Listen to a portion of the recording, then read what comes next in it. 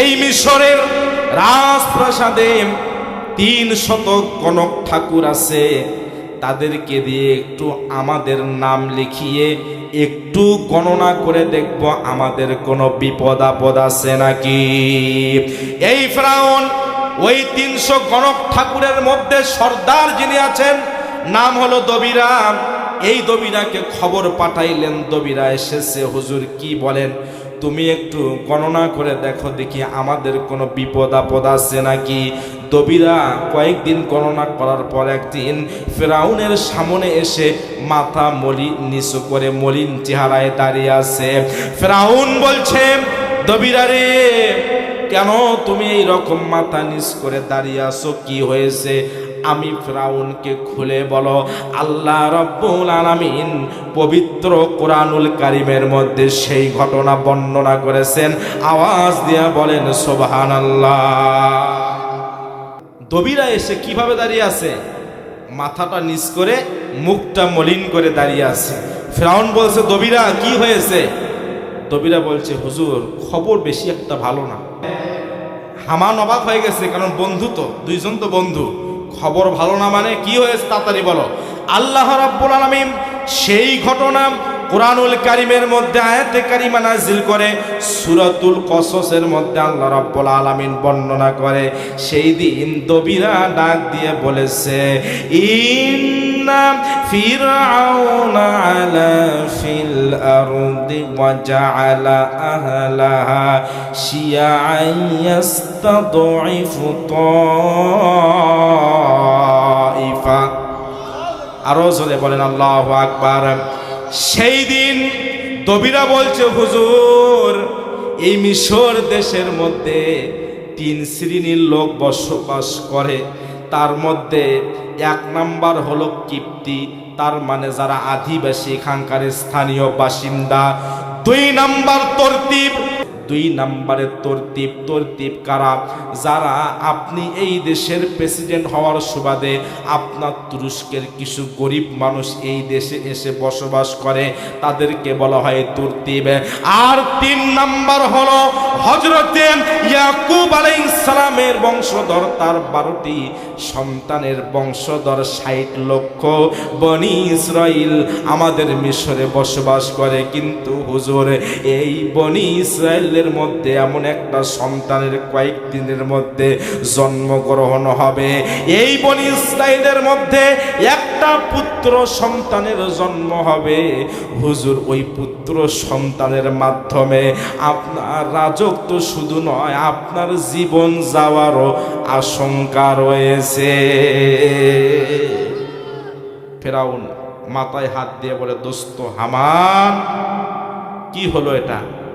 আমি আঙ্গুল ফুলে কলা গাছ হয়ে গিয়েছি, আর আমার নাকি একটা শিশু বাচ্চা জন্ম হবে, সে নাকি তার জন্য আমার মৃত্যু হতে পারে। আল্লাহু আকবার বলেন।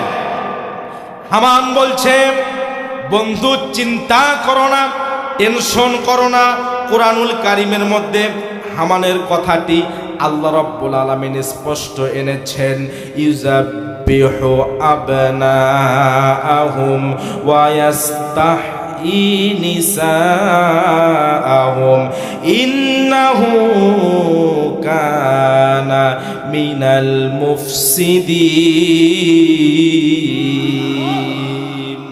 বন্ধু বলছে, হামান বলছে, ফেরাউন চিন্তা করো না, টেনশন করো না। এই বনি ইসরায়েলের মধ্যে যাদের ঘরে ঘরে ছোট্ট পুত্র সন্তানের জন্ম হবে, ওই সন্তানগুলোকে ধরে ধরে মিলিটারি ফোর্স জারি করে আমাদের সৈন্য দ্বারা প্রত্যেকটা ঘরে পাটি সালাম দিয়ে দিয়ে যাদের পুত্র সন্তান জন্ম হবে নিজে হত্যা করে আমাদের সৈন্য বাহিনী নীলনদের মধ্যে নিক্ষেপ করবে। মেয়েদেরকে করবে না, কারণ মহিলাদের মধ্যে তোমার শত্রু নাই।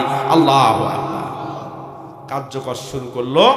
বনি ইসরায়েলের মধ্যে একটি পুত্র সন্তান জন্ম হলে এই ফেরাউন সর্বপ্রথম মায়ের কোল থেকে সন্তান আলাদা করেছে। একজন মায়ের কাছ থেকে সন্তানকে কেড়ে নেওয়া কত কষ্টের সেই মারাই বুঝতে পারে যারা 24শে জুলাইয়ের মধ্যে সন্তানকে হারিয়েছে। কথা বলেন ঠিক কিনা? মায়ের কাছ থেকে সন্তান কেড়ে নিয়ে সামনে জবাই দিয়ে নীল নদে ফেলিয়ে দিত এই ফিরাউনের হামানের বুদ্ধিতে, বলেন নাউজুবিল্লাহ।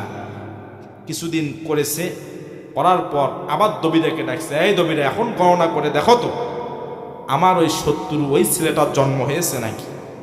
দবিরা গণনা করে বলে, হুজুর এখনো জন্ম হয়নি। আল্লাহু আকবার বলেন। হামান পরামর্শ দিল, তাহলে একটা কাজ করো, 1 বছর মারবো আর 1 বছর মারা অফ থাকবে, ছেলেটার আগে জন্ম হোক। আল্লাহু আকবার।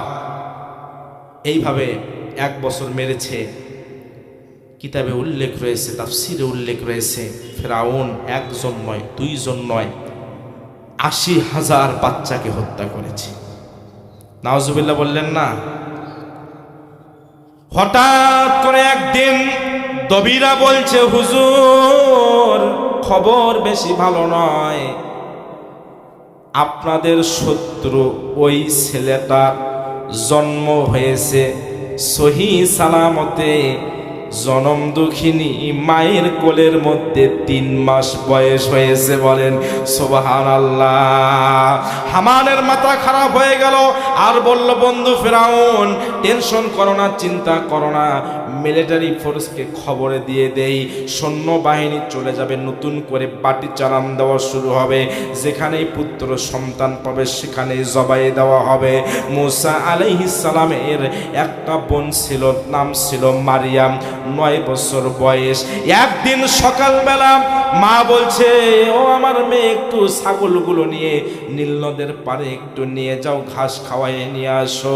মেয়েটা যখন দরজা থেকে বের হয়েছে তাকিয়ে দেখে ফিরাউনের বাহিনী আসতেছে।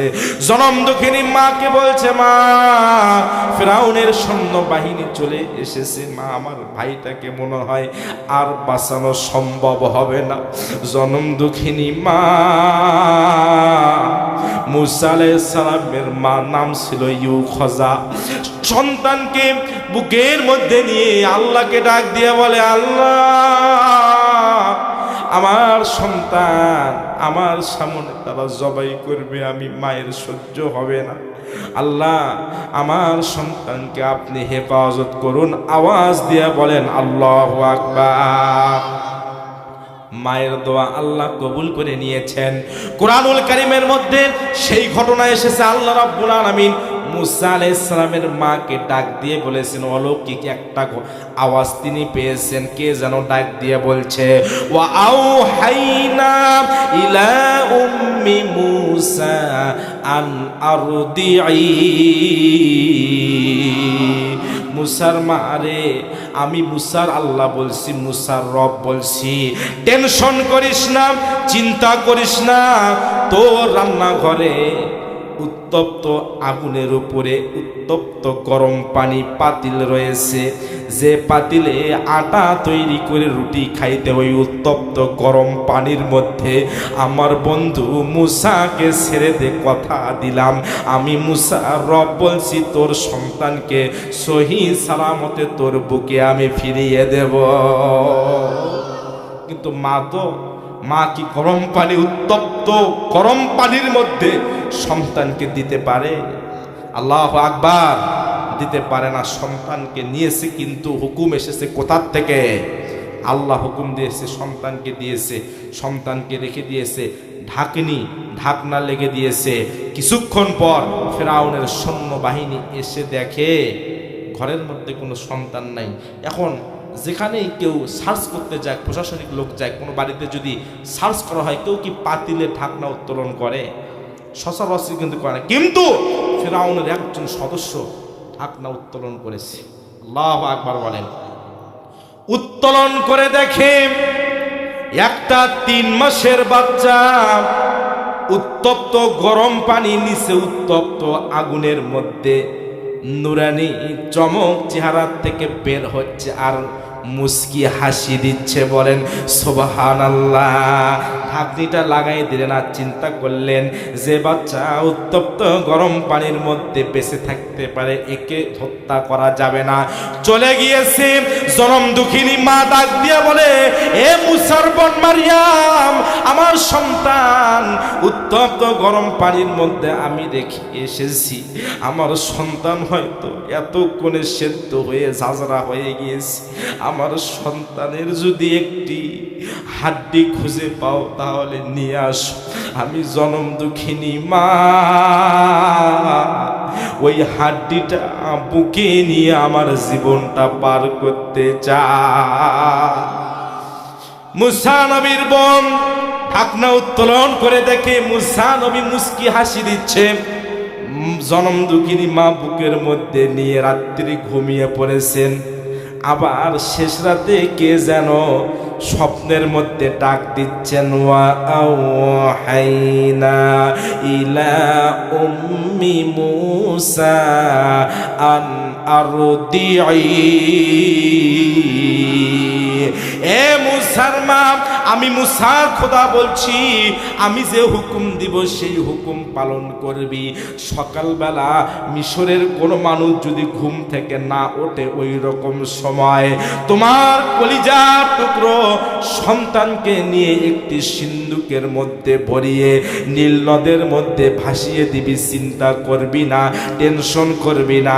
আমি মুসার রব, আমি মুসাকে তোর দুধ খেয়েই লালন পালন করব। বলেন সুবহানাল্লাহ। খারাপ লাগতেছে? খারাপ লাগতেছে? শেষ করে দেব না, আর কিছুক্ষণ চলবে চলবে চলবে চলবে। নারায়ে তাকবীর।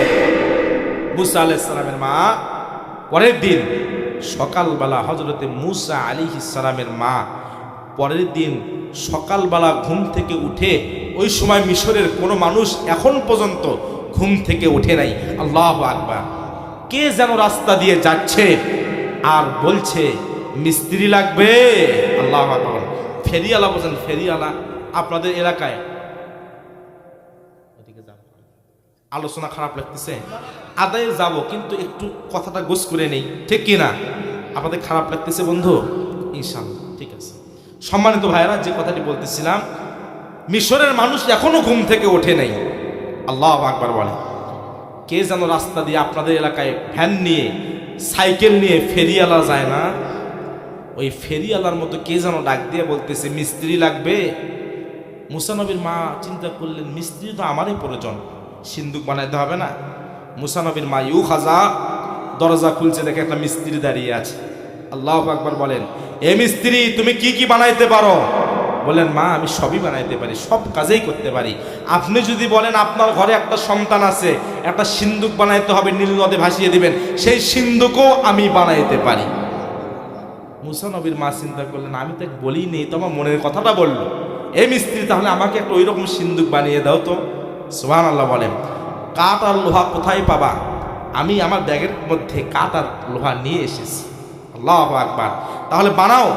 কাঠের কাজ যারা করেন, আপনারা যারা দেখেছেন, ওই কাঠের কাজগুলোতে অস্ত্র যেগুলো ব্যবহার করে এগুলো কিন্তু ধার দিয়ে নেয়, আর ওই ধার দেওয়ার সময় কিন্তু পানি ব্যবহৃত হয়। বলছে, মা আপনি একটু পানি আনেন, অস্ত্রটা ধার দিয়ে আমি সিন্দুক বানাবো। ইউ খাজা পানি আনতে গিয়েছে, পানি এনে দেখে সিন্দুক বানানো হয়ে গেছে। আল্লাহু আকবার বলেন। সিন্দুক বানানো হয়ে গেছে। তো বলছে, মিস্ত্রি এত তাড়াতাড়ি হয়ে গেল? জি মা, আমার হাত খুবই দ্রুত চলে। আল্লাহু আকবার বলেন। মিস্ত্রি চলে যাচ্ছে। এই মিস্ত্রি, যাও কোথাও, তোমার মজুরি নিবা না, কাঠ লোহার দাম এগুলো নিবা না? না মা, আমি মানুষের বিপদে কাজে এসে আমি অর্থ নেই না, আমি মানুষের বিপদে পাশে দাঁড়াই। আল্লাহু আকবার বলেন। মিস্ত্রি দৌড় দিয়ে চলে যাচ্ছে। মুসা নবীর মা বলে, এ মিস্ত্রি, মজুরি না হলে না নিলে কিন্তু তুমি যে কাঠ ব্যবহার করেছো, লোহা ব্যবহার করেছো, এগুলোর দাম কি নিবা না? মা, মানুষের বিপদে আমি এগুলো দান করে থাকি। সুবহানাল্লাহ বলেন। এই কথা বলে মিস্ত্রি দৌড়ে দৌড়ে যাচ্ছে। মুসা নবীর মা বলে, মিস্ত্রিরা আগে যায়ও না, এই মিশরের দেশে কোনোদিন তোমাকে আমি দেখি নাই। এই বিপদের সময় আমার সন্তানকে বাঁচানোর জন্য তুমি যে আমাকে সহযোগিতা করেছো মিস্ত্রি, তুমি চলে যাবা ঠিক আছে, কিন্তু তোমার নামটা আর তোমার বাড়ির ঠিকানাটা একটু বলে যাও, জানো আমি তোমার নাম ধরে আল্লাহ রব্বুল আলামিনের কাছে দোয়া করতে পারি আজীবন আমার সন্তানের বিপদে তুমি সহযোগিতা করেছো। মা যেহেতু দোয়া করতে চেয়েছেন তাহলে নামটা শুনে নেন, আমি দুনিয়ার কোনো মিস্ত্রি নই, আমি হলাম আল্লাহর ফেরেশতা জিবরাইল।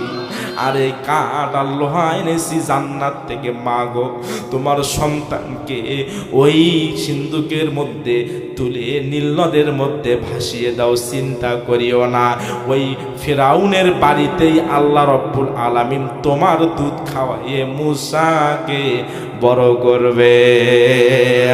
ওয়ামাকারু ওয়ামাকারাল্লাহু আল্লাহু খায়রুল মাকিরিন। আল্লাহু আকবার।